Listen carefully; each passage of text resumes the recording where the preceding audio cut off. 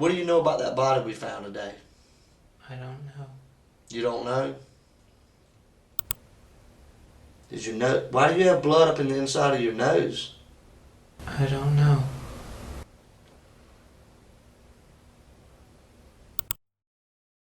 I was living there? Yeah, Lauren was my neighbor. We're just trying to find out where she is at this point. I mean, no one has seen her since Saturday. What kind of person was she? I mean, what did you see her? I mean, she's as nice as can be. I mean, very personable, very much a people person. What about in the parking lot area? I know they've been doing a lot of, I think that's where they have recovered the body or whatever they recovered from there. Body? Had you seen anything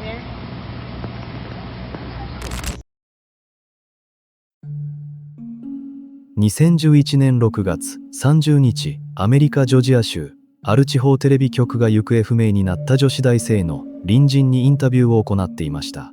インタビューに応じた男の名はステイブーン・マクダニエル。彼は行方不明になった女性のロスクールの同期であり、すぐ隣の部屋に住む隣人でもありました。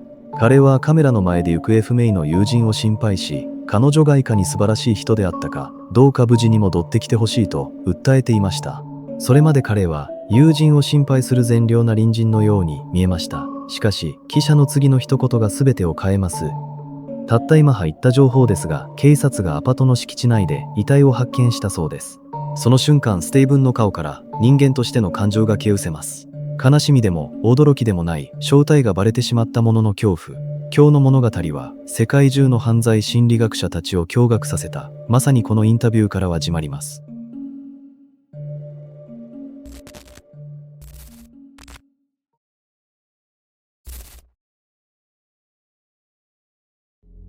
事件の舞台はアメリカ・ジョージア州メイコン・マーサー・ロースクールのすぐ向かいに位置するバリスターズ・ホールです。ここは司法試験を控えた高学年の学生たちが主に居住する2階建てなアパートで、部外者のディリーが少なく、住人同士がお互いの顔をよく知っている、非常に静かで閉鎖的な場所でした。この2階の廊下の突き当たり、隣り合わせの部屋には、正反対の人生を送る2人が住んでいました。被害者、ローレン・ギディングス。彼女は卒業を控えたロスクールの学生で、金髪に明るい性格、スポーツが好きで友人も多い人気者でした。卒業後の司法試験に向けて準備を進め、未来を夢見ていました。一方、彼女のすぐ隣の部屋にはステイブン・マクダニエルが住んでいました。彼はロレンのロスクール同期でしたが、学内での評判は奇妙なものでした。一年中同じ服を着て過ごし、口数が少なく、まるで幽霊のように音もなく現れては人々を驚かせたりしました。同期たちは彼をゾンビと呼んでいました。事件はスティーブンの一方的な妄想から始まります。彼は法曹界を目指す平凡な学生のように見えましたが、実際は小心な性格のせいで徹底したアウトサイダーとして生きていました。そんなある日、隣人のロレンがかけた親切な挨拶が彼を恋に落としました。生まれて初めて感じるときめきに、スティーブンはロレンも自分を愛していると勘違いしました。ついにはストカ行為を始め、執拗にロレンの一挙手一投足を盗み見ます。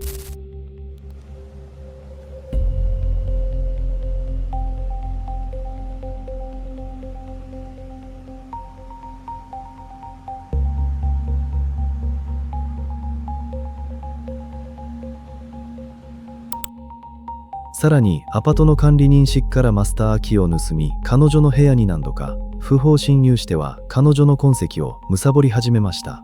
スティーブンのストカ行為は続き、ローレンもまた彼の視線を意識していました。彼女周りの友人たちにじろじろ見られる視線が不快だと不安を吐露すこともありました。時が流れ、卒業シーズンが訪れると、ほとんどの学生はアパートを去りました。しかし、司法試験の準備のため、ローレンはここに残り、ステイブンもまたアパートをは慣れませんでした。人がいなくなった空っぽのアパート、ローレンに対する彼の執着は、もはや抑えきれなくなりました。殺人事件が起きる1週間前の6月18日未明、彼はローレンが外出した隙を狙って家の中に侵入し、室内を撮影して映像に残すことまでします。そして2011年6月25日の夜、友人たちとの夕食を終えて帰宅したローレンはベッドで眠りについていました。その夜、ますます大胆になったステイブンは再びマスターキーでドアを開け、彼女の家の中へと入ります。眠っている彼女を見下ろしていた瞬間、人の気配を感じたろレンが目を覚まし、暗闇の中で自分を見下ろす影を発見します。悲鳴を上げようとした瞬間、慌てたスティーブンは彼女の口を塞ぎ、自らの犯行が露見するのではないかという恐怖の中で、やがて最悪の結果へとつながっていきます。突発的な犯行でしたが、殺害直後彼の行動は、突発的な殺人犯とは信じがたいほど冷徹で機械的でした。彼は浴槽に遺体を置き、痕跡を消すための行動を開始します。まず、彼女の携帯電話を使えない状態にして、外部との連絡を絶ちます。連絡がつかないようにすれば、行方不明の事実が発覚するのに、時間がかかると計算した可能性が高いです。その後、遺体の処理方法を悩んだ彼は、人の往来が多い環境の中で、無理に動くことは危険であると認識します。そうして選ばれた場所は大学街に隣接した住宅地域のゴミ収集コンテナでした。遺体をその場所に遺棄すれば他のゴミと混ざって埋め立て地へ運ばれ、容易には発見されないと判断した可能性が高いと考えられます。仮に発見されたとしても6月末の暑さの中で証拠の確保自体が容易ではない状態になると計算していたかもしれません。さらに遺体の身元確認もかなり困難になるだろうと見ていた可能性も排除できません。夜が明けるや否や彼はいくつかの店を回り、遺体処理に必要なノコギリやハンマ、漂白剤、そして防水紙となどを購入しました。この時彼は完全な隠蔽のためにあえて現金を使用し、取引の痕跡を残さない緻密さまで見せました。同日の夜である6月26日から27日の未明にかけて、彼は浴室でその日の痕跡をすべて消し始めました。集荷外部への露出を防ぐため、複数回にわたる包装作業が行われました。作業を終えた彼はすぐには動かず、ゴミ収集日までの3日間待つことになります。一方、普段から真面目だった彼女と連絡が途絶えると、家族や友人はすぐに警察に通報します。警察や地銀たちがアパート周辺を捜索し始めた時、誰よりも現場付近をうろつき関心を示していた人物は他でもない隣銀の男、ステイブンでした。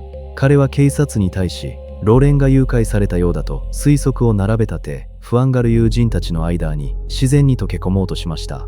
しかし友人たちは彼から説明しがたい違和感を覚えます。ステイブンは普段ロレンと親しくなく、むしろロレンは彼がジロジロ見てくるのが気味が悪いと周囲に不安を漏らしていたからです。そんな彼が彼女がいなくなるや否や、もっとも悲しむ友人のように振る舞っていたのです。そしてゴミ収集直前の6月29日の夜から30日の未明にかけて、ステイブンはアパートのゴミ収集コンテナに遺体を遺棄します。彼の計画では全てが完璧でした。その日の朝、全てが終わったと考えた彼は普段と変わらない一日を始めます。日常の流れ通り午前の用事を済ませて家に帰ってきます。ところがアパートの前には警察車両が止まっており、周辺には取材陣が押し寄せていました。スティーブンが遺棄した遺体が発見されたからです。その日、収集車は団地に到着し、一部のゴミコンテナを空にしましたが、問題のコンテナは回収されないまま残っていました。正確な理由は確認されていませんが、車両の積載スペースがすでにいっぱいだったか、接近が困難だった可能性が提起されています。折悪く、行方不明事件の確認のためにアパート団地内にしばらく駐車していたある警察官が駐車場近くのゴミコンテナから異臭を感じ取ります。警察官はコンテナ周辺に群がるハエの群れと異常な悪臭を確認し、内部を調べている最中、何重にも包装されたビニールの中からひどく損害した遺体の一部を発見することになります。しかし何が起きたのか知る由もなかった彼は人々の間をうろきながら状況を伺います。その瞬間まで彼はローレンの失踪事件のためだと思っており、自分の犯行が完璧だったと信じていました。そしてその時、ある記者が彼に話しかけます。Yeah, Lauren was my neighbor. We're just trying to find out where she is at this point. I mean, no one has seen her since Saturday. I mean, the last time anyone heard from her was an email that she sent out, and no one's heard from her since. Did you see her hang out with anyone at the time or anything like that?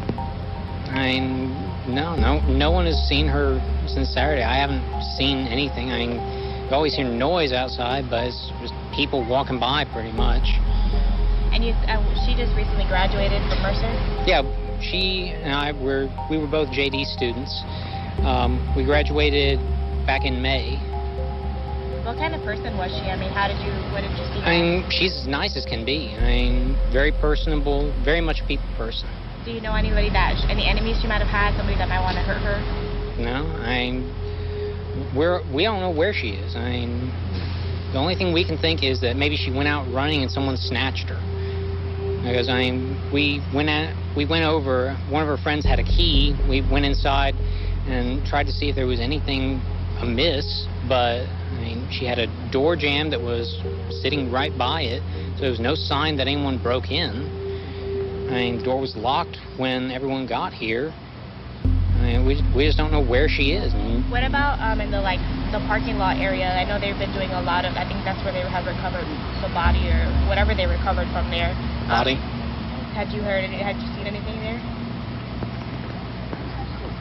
Had you seen anything there? I mean, we don't know if this is the same person. You know what I mean? Like, they took out a body there earlier. We don't know if it's the same person or not. So that's why we're trying to ask people if they know who lived there. Are you okay, sir? I think I need to sit down. Okay.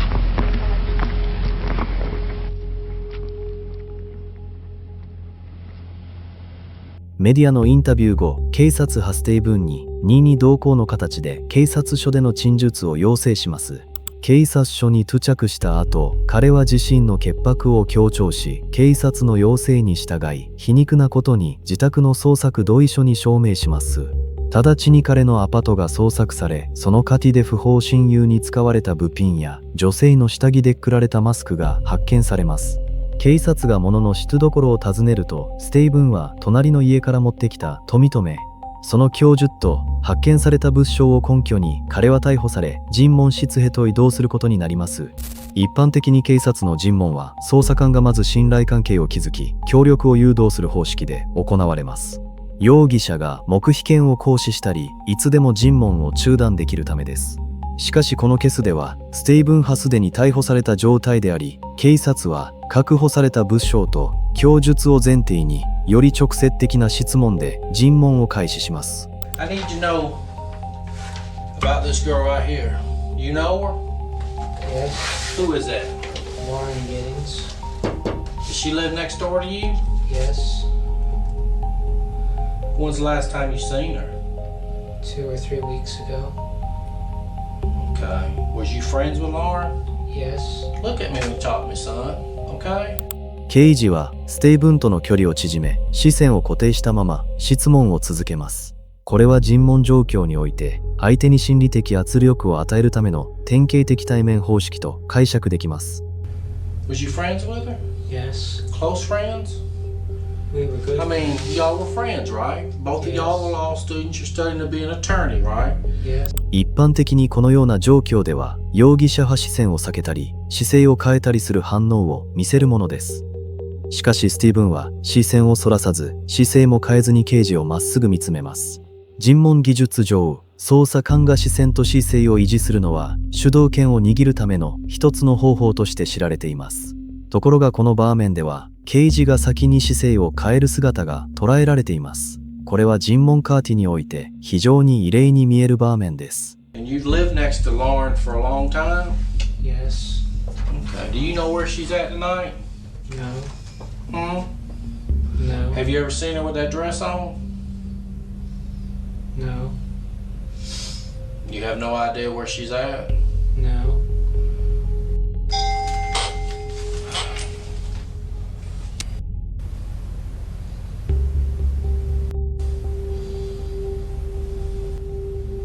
Why all of a sudden you're acting like this?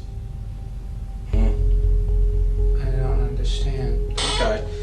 Earlier today we sat here and talked. But now you're acting like you don't know what's going on. I don't know. You don't know? Are you scared? No.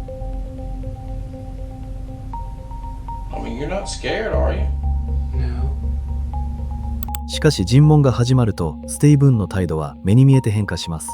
約2時間近い尋問の間、彼はほぼ同じ姿勢を維持したまま、はい、いいえ、わかりません、といった極度に短い返答だけを繰り返します。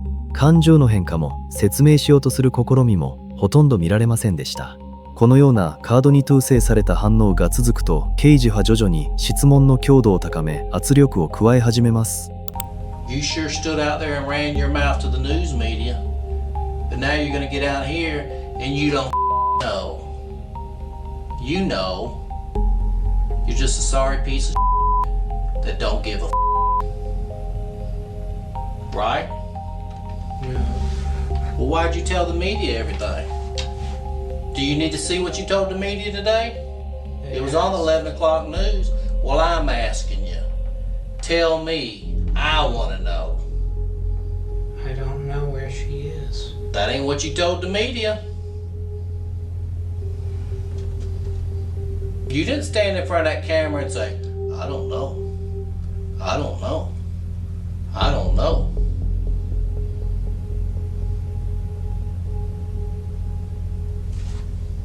続くステイブンの奇妙な態度の中で、尋問はなかなか進展を見せず、この時2人目の刑事が尋問に介入します。この刑事もまた信頼を築くよりはより圧迫的なアプローチを選び、スティーブンとの物理的距離を縮めます。You smell like you've been cleaning up, like you've been using cleaner to clean up. I know what that smells like. My wife smells like that all the time when she cleans the house. You've been using some kind of cleaner to clean up your apartment, hadn't you? No. Stephen, you telling me you live it like a man? How does your apartment get cleaned?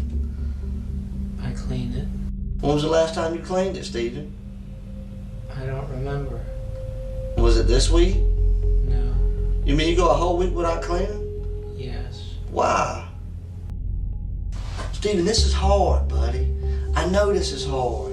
C 線を使用面に固定したまま、彼のパーソナルスペースを侵害し、肩に手を置くなど身体的距離感を通じて心理的防御を揺さぶろうとする姿を見せます。続いて刑事は、すでに証拠は十分に出ているといった発言で、これ以上の否認を諦めるよう誘導するリードテクニックを使用します。And I can tell it's on you. You want to let it go. There's blood in your apartment, Stephen.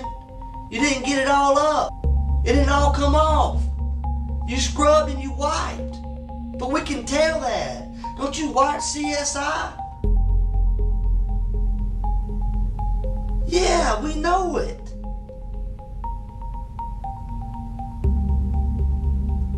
Stephen, why is there blood in your bathroom? 捜査官はステイブンの浴槽から血痕が発見されたとして彼の自白を誘導しましたが、スティーブンは遺体損壊が自分の家ではなくローレンの家の浴槽で行われたという事実を自ら知っていました。捜査官が偽の証拠を提示していることを見抜いていたのでしょう。スティーブンがトーク弾の反応を見せないため、捜査官はまた別の証拠を提示し、リードテクニックをもう一度試みます。Your hair is there, man. Your hair is there. That's right, buddy. See that? Look at it. See how easy? See this stuff right here, your hair? Yeah, it fell out of your head when you was moving the body, Stephen. That's right. You remember moving the body? No. 精神的圧力を極大化し、どんな形であれ反応を引き出そうとしましたが、ステイブンは尋問中ずっと同じ姿勢を維持したまま担当で応じるだけでした。結局、約2時間にわたる尋問でも、警察は殺人と直接導くようないかなる供述も得られませんでした。しかしその後の捜査で、ステイブンのアパートと個人物品から決定的な物証が出てきます。彼のノートパソコンからは、ローレンの写真数百枚と、彼女のアパート内部を盗撮した映像が発見され、インターネット検索履歴には、近隣の建物のゴミ収集スケジュールが残っていました。また、クローゼットの中に隠していたノコギリと女性下着からは、ローレンの DNA が検出されます。スティーブンは最後まで犯行に対する自白をしませんでしたが、これらすべての物証は陪審人団にとって十分でした。結局、彼はロレンを殺害した容疑で有罪判決を受け、2012年4月21日日に終身刑を言い渡され、現在、反骨区州立刑務所に収監中です。